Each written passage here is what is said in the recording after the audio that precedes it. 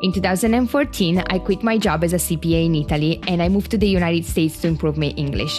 This is how my entrepreneurial journey started, and since then, I've been focusing on growing myself to grow my business.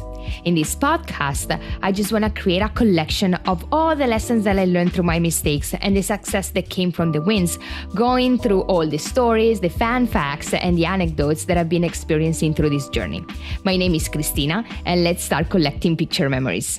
The reason why I want to have this guest today with me is because actually she's the one who gave me the idea of starting a podcast. Actually, she doesn't know, but talking to her about a couple of months ago, she gave me the idea to connect health coaches, wellness coaches, with the idea of healthy food that I sell at Health Italia, that I actually never thought about it. And when I actually decided to start a podcast, I'm like, okay, who do I want to have as my first guest? Of course, her, because all this discussion about healthy food with her and what she does for a living and why she decided to become a health coach and a wellness coach just is so inspiring for me. It's an inspiration, and I want everybody to know about her and have a nice conversation about healthy food, and everything starts from within. I got a pleasure to stay with Angela for a couple of nights for different events, and the conversation are always so filling and nurturing that I really want to have everybody the chance to talk and listen to her. So welcome to Angela Longo, our first guest. Thank you so much for accepting my invitation. And here we are. So thank you so much for having me, Cristina. I'm so honored to be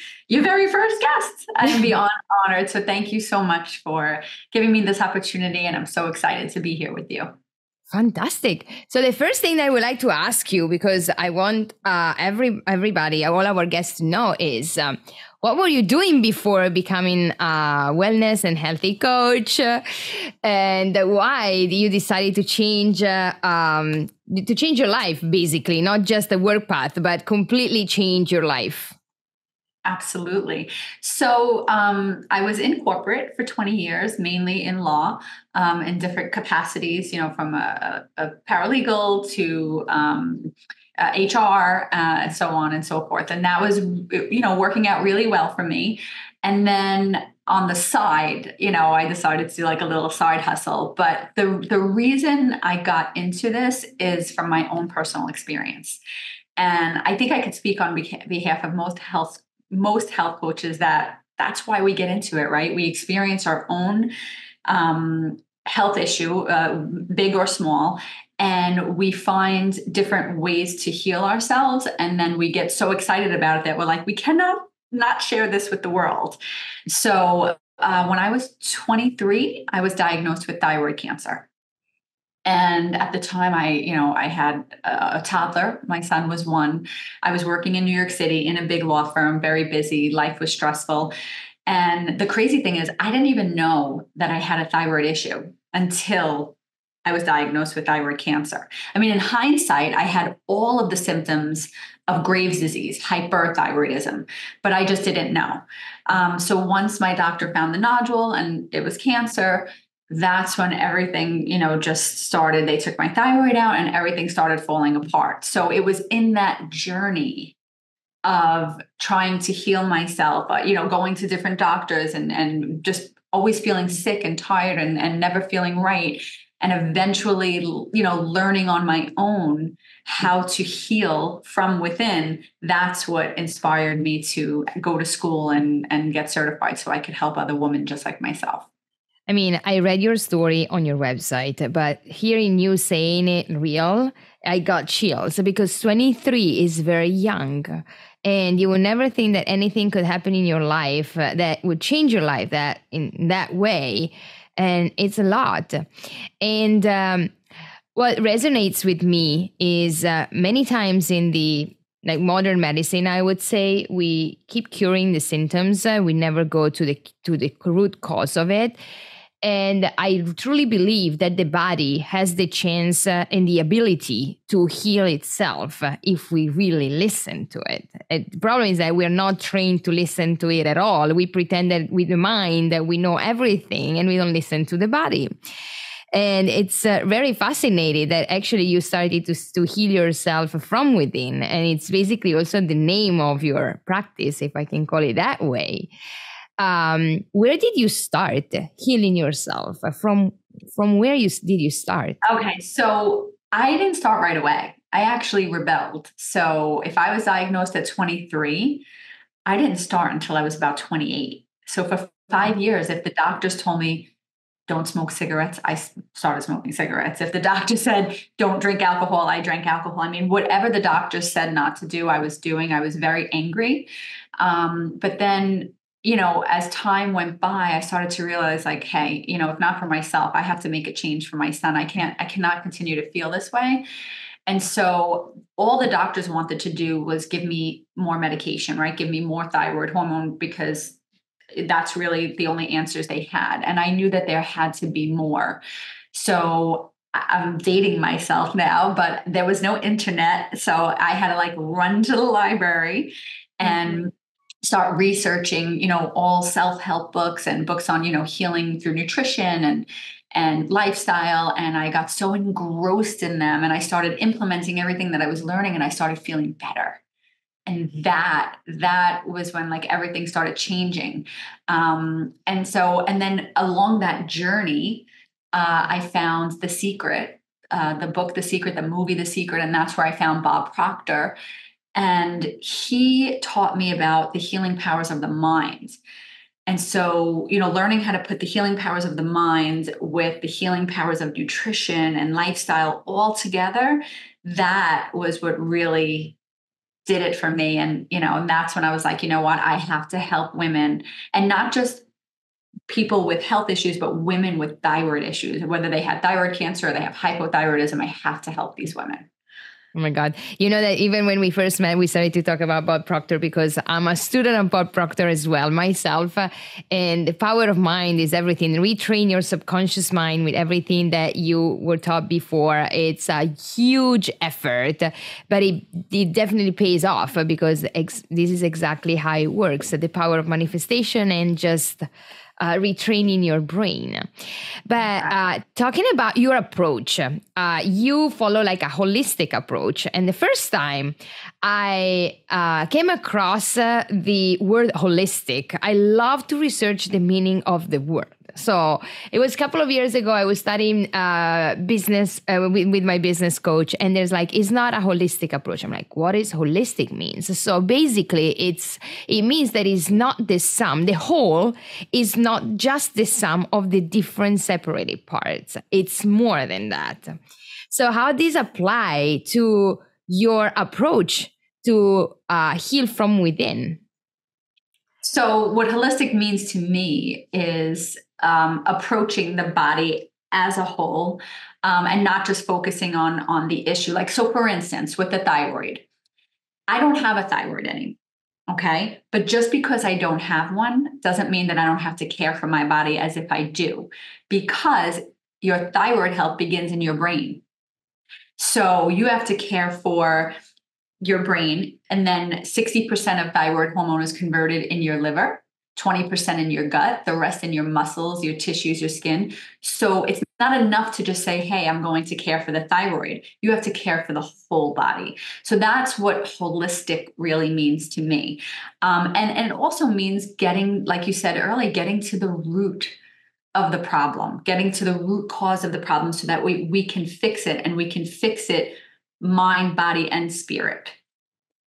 So where is the reason how people find you, meaning not marketing wise, oh, I really need your help because I'm struggling with what? What is the biggest struggle that people are facing right now, I would say?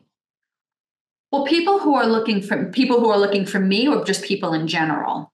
No, who comes to you? Like, I need your help. Is just specific for thyroid problems, or are you helping women with like body and mind issues? Like, because you're certified by Bob Proctor as well, so you're even trained to train your mind. So, what is the struggle, the biggest struggle that your clients or even people that reach out to you and say, "Hey, I'm struggling with this issue"? What is the main issue? The main issue, I think, for the women that reach out to me is, they have zero energy. They have brain fog. They can't think straight. They can't lose weight. They're frustrated. It's turning into depression. So it's a lot of the hypothyroid symptoms.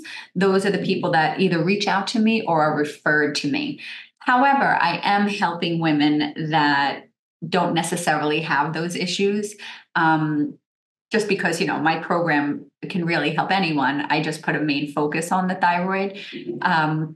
But those are the main ones, just the lack of energy, brain fog, inability to lose weight, and the frustration that comes along with it. And then the anxiety and depression that comes along with that too.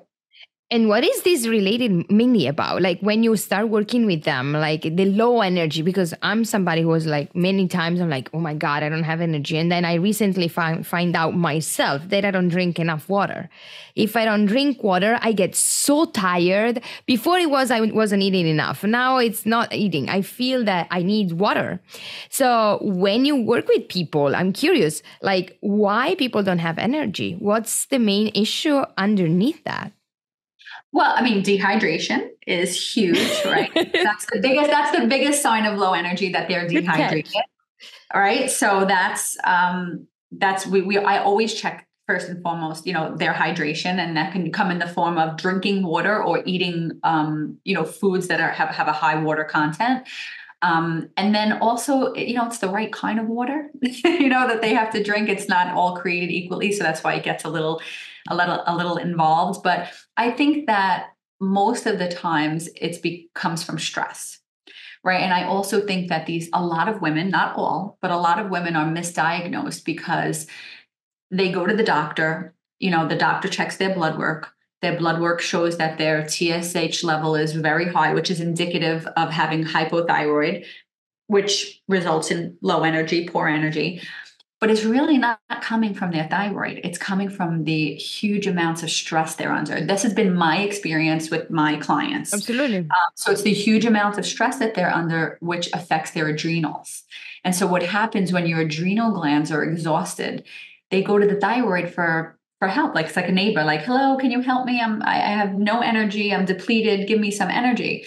So as the thyroid is helping the adrenals get energy, it's showing up in blood work that the body's asking for too much. So it's showing like you're not producing enough, where in fact you are, but it's just being allocated differently. So I think that once I tackle the stress issues, with these clients, with these women, things start to even out a bit. So to me, that would be the biggest, the stress related lethargy.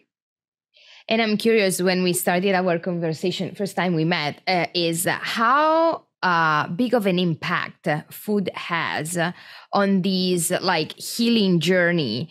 Because when you first came in at Healthy Italia, I'm like, you have this delicious food and people needs to know it.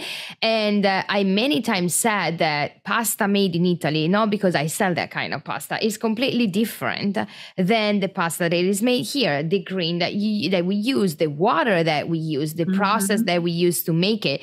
And it happens so many times. I'm not talking about celiac disease, but people who are gluten like intolerant, they try this pasta and they don't have any issue. Like many times people go to Italy and have a lot of wine and they don't get any side effect of the wine. Why is that? Is the quality of the ingredients that we start with. And it's funny because you sent me a link of a post from Facebook that talks about the in Italian is glifosato, so it's glyphosate. Glyphosate. And they don't allow that. They do not allow that in Europe. So that is not the gluten the problem, I found out. That's mainly that part of what's in the pasta. So What are your thoughts about all of this? Well, the regulatory standards are so different in Europe. They just don't, most of what we allow here from pesticides, herbicides, additives, preservatives are banned in Europe. So the quality of the food, like you said, is just so much better. The pasta or the wheat in Europe has a much significantly lower gluten content.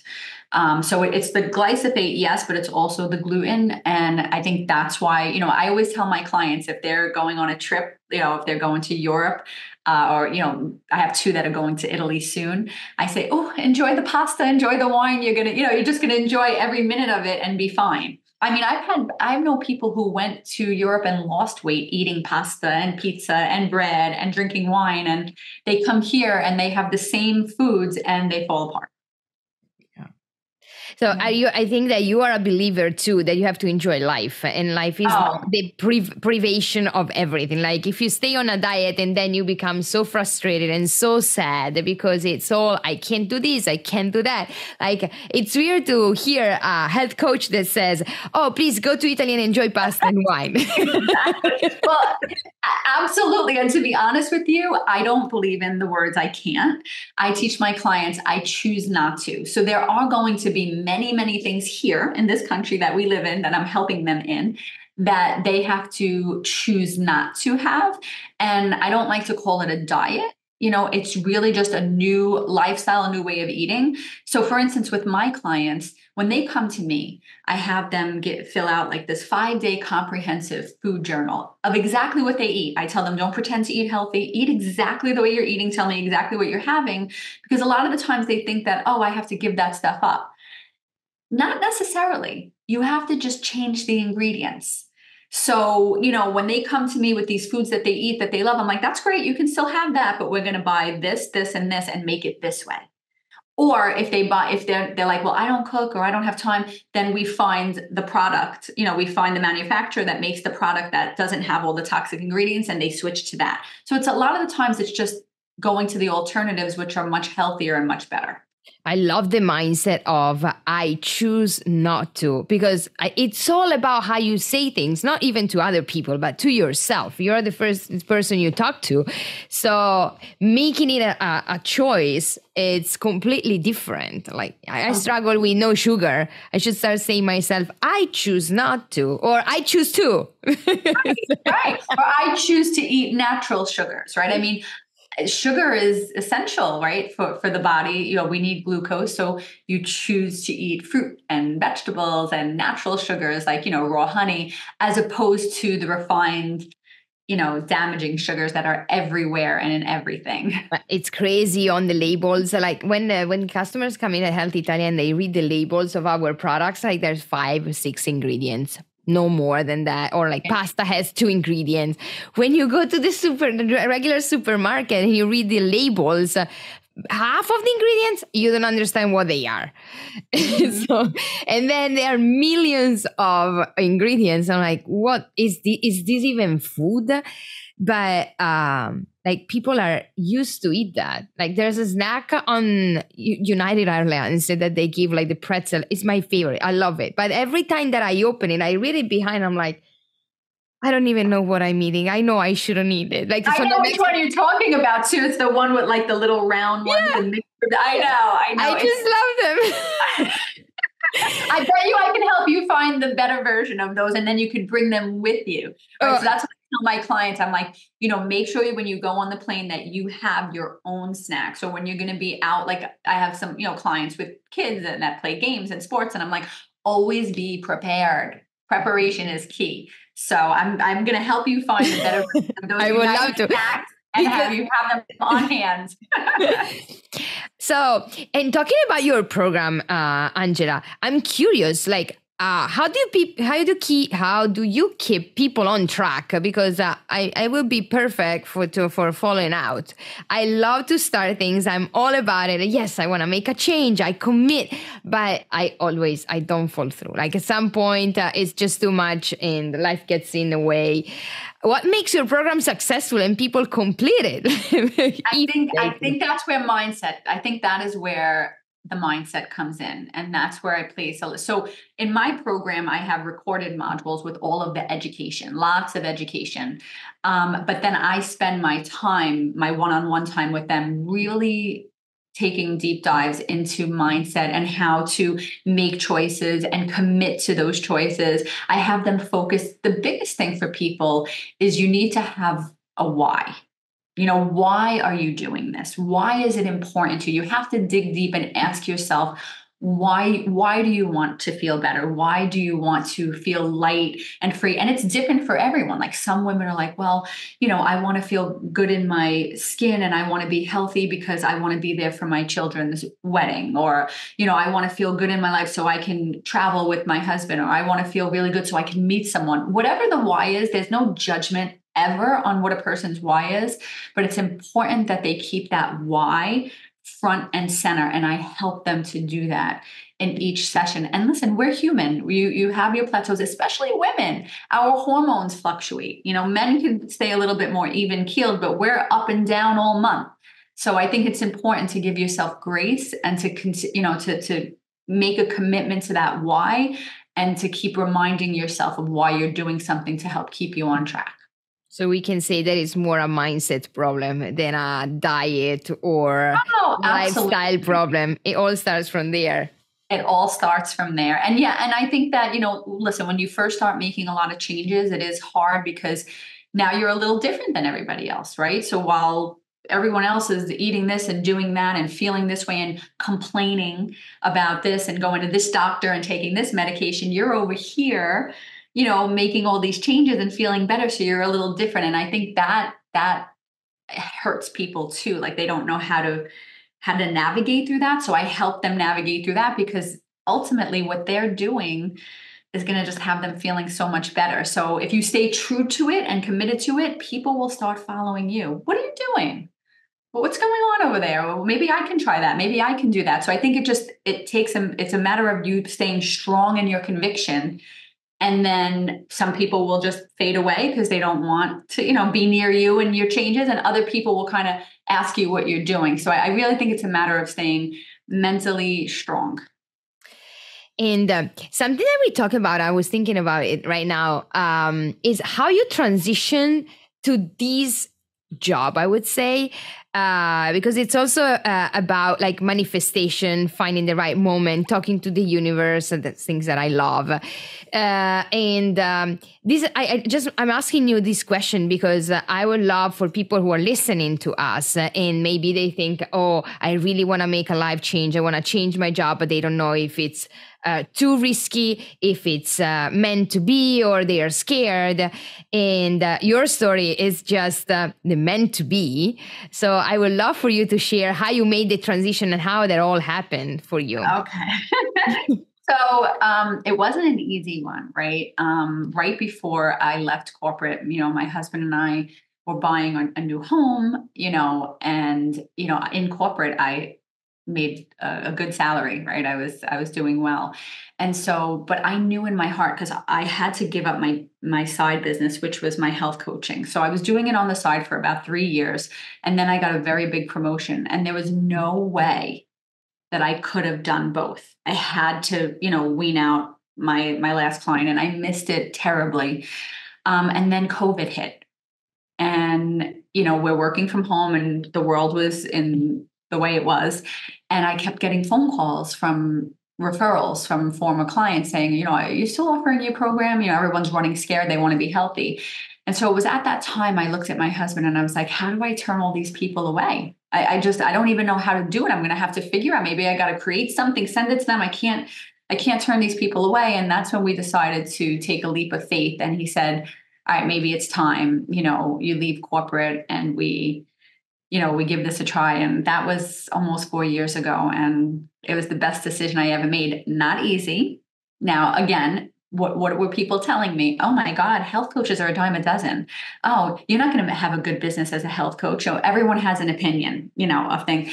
And I just had to shut them out and just focus and say, well, not everybody's me, and I'm going to do it this way. So that's how I kind of transitioned. But I think in order for all of that to happen, it was in my mind. I kept seeing it. I kept seeing my clients. I kept seeing my business. I saw everything. I saw the office that I'm in now. Everything was a vision first. And I just kept focusing on that vision. And every time I was working 12 or 14 hours and I wanted to rip the hair out of my head, I would keep focusing on the vision of, I'm going to have my health coach practice. So again, it really does all start in the mind. And as long as you keep that vision there and you focus on it and stay steadfast with it, things fall into place as they have to. So it's really hard to articulate and explain. Once you start doing it, and I'm sure you know because you've done Bob Proctor's program, it's a practice. And if you do it every day, you start to see the changes happening. Yeah, at the beginning, it seems like, oh my God, like, look what happened. Look what the universe is doing to me. And then it's one after one after one after one. I'm like, so this is basically how it works, is that we didn't know before. Or we're not raised thinking that this is how life goes. Like, it's always a logic, a data, and what is not data is not truth, or you're just like a witch, basically. Exactly. I'm glad that you said that, because that's what a lot of people will say. And, to me, there is data. No one's collecting it. There's so many people. There's so many people that have made so many positive changes. And I'm talking about this, even so many medical doctors that have jumped on board because maybe they went through their own, medical issue and had to figure out on their own that there is something to what we're doing. But I think that there's so many people that benefit from it. There's just no one collecting the data on it. That's all.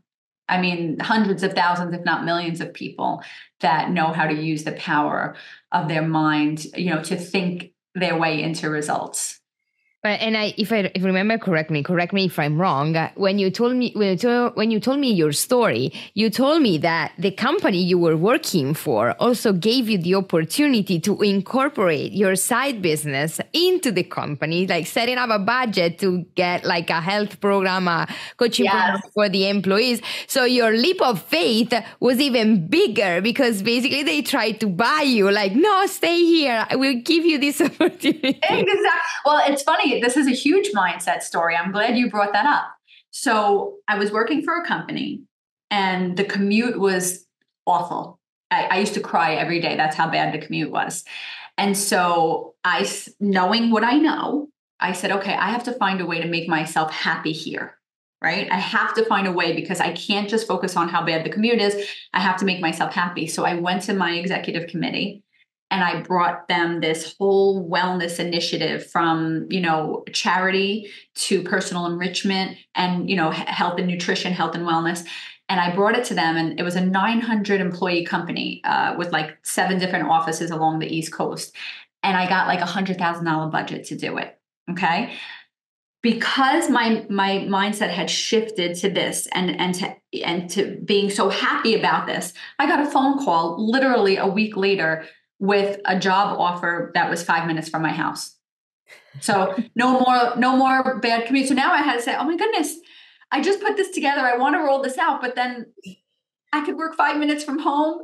So, I left everything for that company and I ultimately took the new job, but it just goes to show you that if my mindset would have stayed on how miserable my commute was, those opportunities would have never presented themselves. Where I shifted the mindset to, hey, how can I make myself happy here, knowing that right now leaving is not an option? What can I do? So I think that's what people need to realize is you really need to focus on what you want and not what you don't want. Because as humans, we're constantly focusing on what we don't want. I don't want this. I don't want that. I don't want to gain weight. I don't want to talk to this one. I don't want to be treated this way, it's fine to be aware and recognize all that, but instead say what you want. Think about what you want. And also focus in what you have and not versus what you don't have. Otherwise, you're going to keep having less, even less. Exactly. So there's a lot to it, but I'm glad you mentioned that story because I have so many stories like that, so again, I'll collect the data on myself, but I have so many stories like that where if I would have chosen to think, about the problem would have gotten bigger. Instead, I chose to focus on a possible solution and the answers just came. And so it's, it's not simple, but it's a practice and It works. Talking about stories, what's a story that you would like to share, like about your clients, like somebody that really changed their life for good, like for better and for good, also that it stays in your heart more than any other story? I'm sure there is one. One story that really stays in my heart. I was a young girl who came to me. I had met her at a gym that I was going to at the time. And she came to me really just because she wanted to learn how to eat healthier, make better choices, hopefully lose 10 pounds before her 30th birthday. While we were working together, okay, and she was learning all this, I got out of her that what she really wants more than anything in the world was to own her own home. Right? She didn't like that she rented an apartment, her and her husband, but in her head, it was never going to happen. Never going to happen. So yes, she lost the 10 pounds and yes, she feels great and she looked great. But the day before, I got the chills thinking about it, the day before her 30th birthday, she signed the title. She signed for her new home.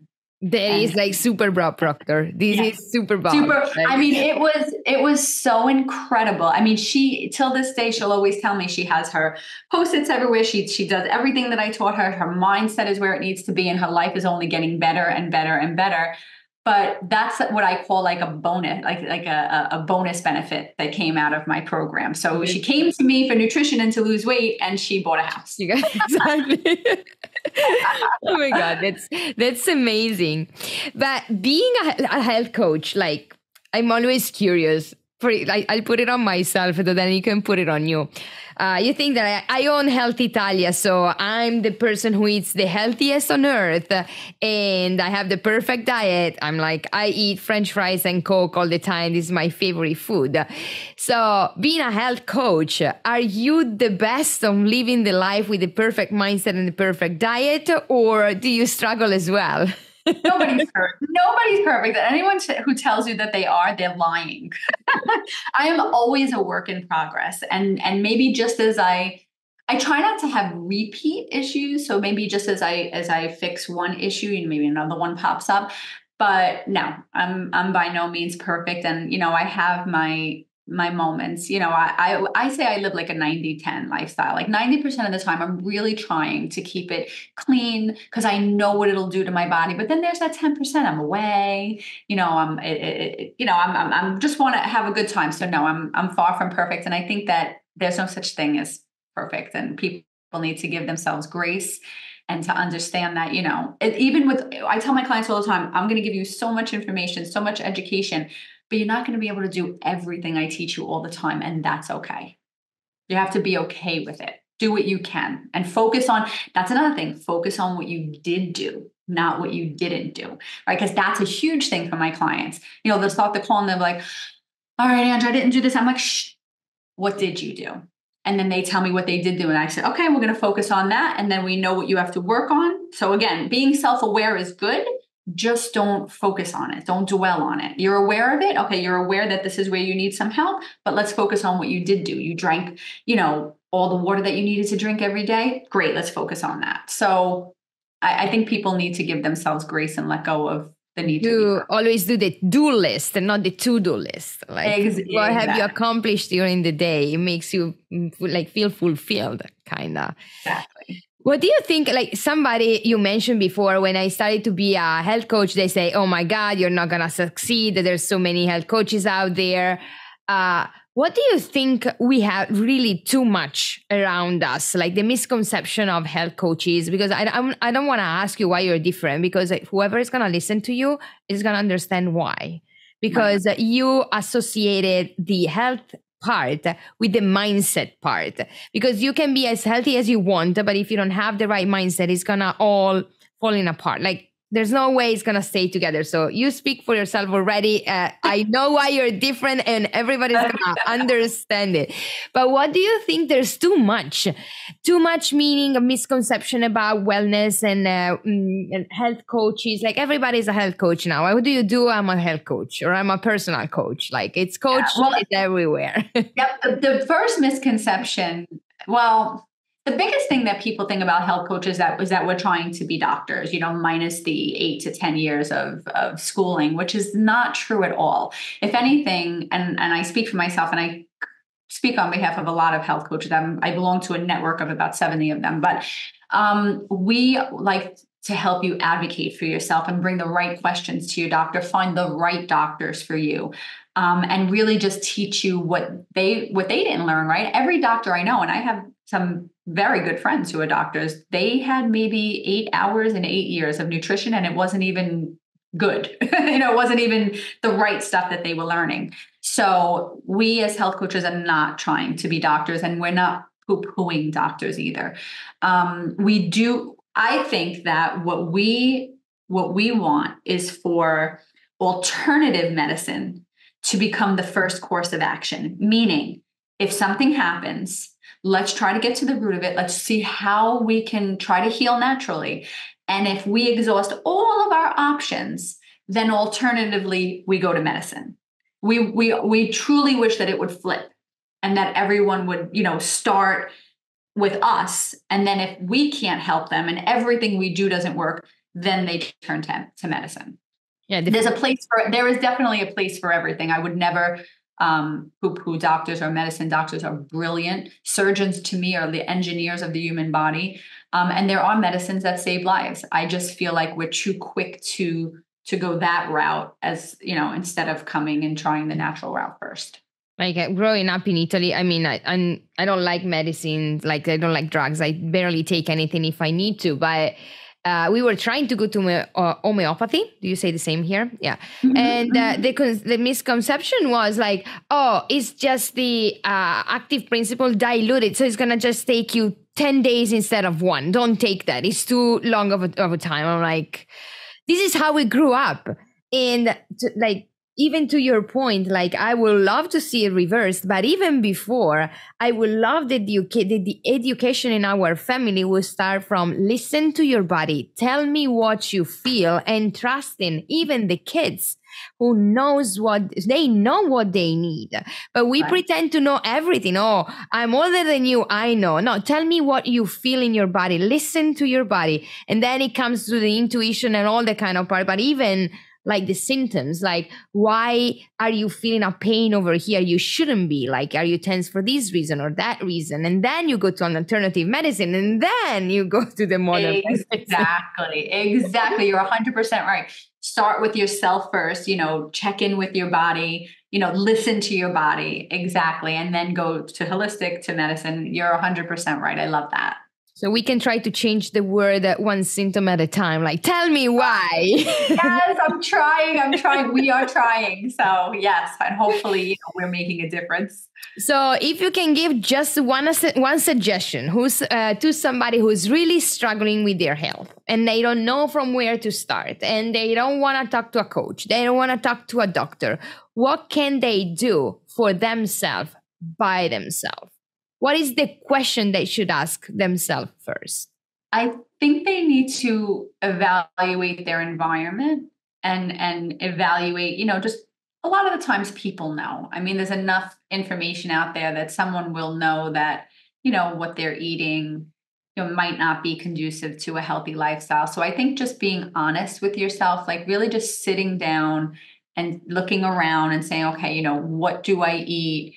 Like, you don't drink enough water, right? It doesn't mean that you're going to start drinking a gallon tomorrow, but you're aware. I think self-awareness is the first step, being honest with yourself and just really just taking a look at your environment and the things that you're eating and the things that you're doing and saying, okay, I could probably make a few changes here. And if you don't know how to, or you don't even know how to determine it, then you should be a little bit more open to working with someone like myself in my field who can help you with that, because it's a lot, it's a lot. And sometimes, I've had clients come to me, I eat healthy, wait until you see what I eat. Wait until you see, you're going to love it. They fill out their journal. And I had this one woman say, I get everything from Trader Joe's. They're the best. Everything was loaded with sodium, loaded with sugar. She was blown away. Not only did she lose 10 pounds right away, her husband lost 13 pounds because she was cooking for the both of them. So even when you have the best intentions and you think you're being so healthy, maybe not. So it would be beneficial to talk to someone who, I'm studying all day, every day. It's annoying. I'm to the point where I have to stop myself and say, okay, I have to stop learning.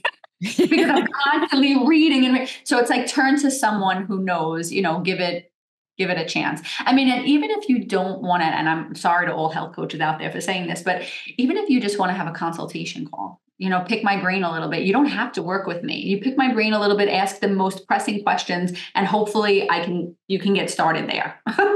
I love that when you first started this topic now, when I ask you what would be your suggestion, you mentioned the word environment.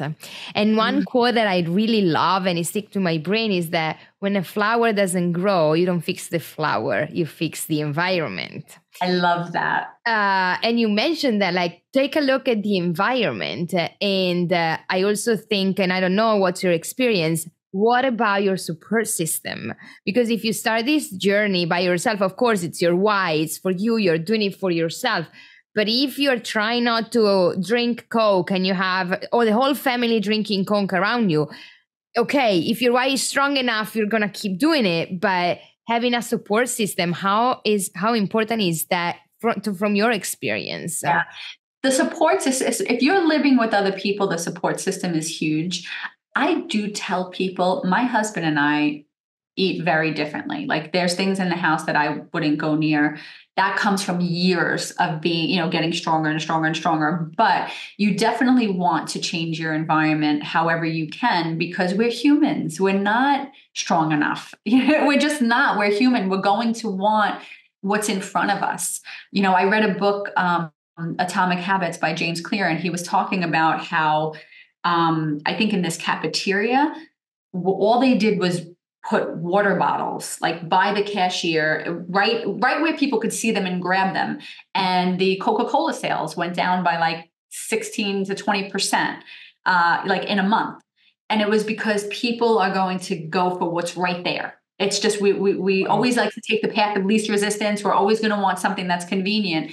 So really taking a look at your environment, and, when you are going to embark upon this health journey, it's okay to say to your family, I need your support. We have to keep soda out of the house. I remember many, many years ago when I first met my husband, 15 years ago, and I had said to him, I know you like to have these things in the house for the girls. It's not the greatest for them, but since we don't live with them and he has to pick them up from school or pick them up from their mom, I said, maybe you could just stop at the store, get it for them. So I don't want to tell him not to do those things for his daughter. I just didn't want them in the house. So we compromised. And you could do the same thing with the people that you're living with and just say, I would like to remove the soda and maybe just have water. I would like you to support me through that, because the support system of people that are living in the same house is huge. What is and then I'm going to wrap it up, but what is the biggest, I would say the most difficult habit to change in people? The most difficult habit to change. I would say that most people, I don't know if it's a habit or an excuse, but most people come to me and say, I don't have the time. I don't have the time. I don't have the time. I can't meal prep. I can't cook for myself. I can't do all these things. And I think that once I do a time audit with them and I help them to see that maybe they're spending 5 or 7 hours on the phone, their screen time, that we all do it, right? We just don't realize we're doing it. But once we take a look at everything in their schedule, I help them to see that they do have the time. They just, we just have to shift their priorities a little bit. And if they really want to reach their goal, they kind of have to say no to this so they can say yes to the thing that's going to get them to their goal. So I think that is the biggest thing. Almost everyone that comes to me will say that. I don't have the time. I'm busy. I'm working all day. I have kids. I'm running here. I'm going to soccer games and sports games. And so I explain to them that everyone has the same 24 hours and we're just going to make some adjustments and that they do have the time. I always say that people, we all have money and time for what we want. So if Absolutely. you say that you don't have the money and the time, it's because you're allocating to something else, not because you don't have it. So Exactly. that is my mindset on the No, you're absolutely right. So I don't know if that was so much a habit, but that is the biggest complaint that people come to me with. Got it. So I just want to thank you so much, Angela. It's always a pleasure talking to you. And you truly are like an encyclopedia. So everything that you want to talk to, like, oh my God, she knows a lot. I would never stop talking to you. Once I'm going to post these everywhere on the platforms, I'm going to put your information there, the website, your contact info. So if anybody want to reach out to you and start this beautiful journey from the inside, they're going to have the pleasure to work with you. But for now, I just want to thank you so much for your time and for taking the time to talk to me again. So thank you so much again. Thank you for having me. Thank you for giving me the honor of being guest number one. And I'm wishing you a wonderful, beautiful, healthy weekend. Thank you so much, Angela. To you as well. All right. Bye-bye. Bye. If you like this podcast and the topics I'm talking about and you want to know more about what I do, you can follow me more on our social media accounts. You can follow us on LinkedIn, on Instagram, and on Facebook under the Healthy Italia account. I'm not very active on social media on my personal account, so you won't find that much. But you can see me on the Healthy Italia account. So it would be wonderful to meet you there. And if you find that what I'm talking about it could be helpful for anybody, you're more than welcome to share the podcast with your friends or whoever you think might benefit from it. Thank you so much. It means the world to me.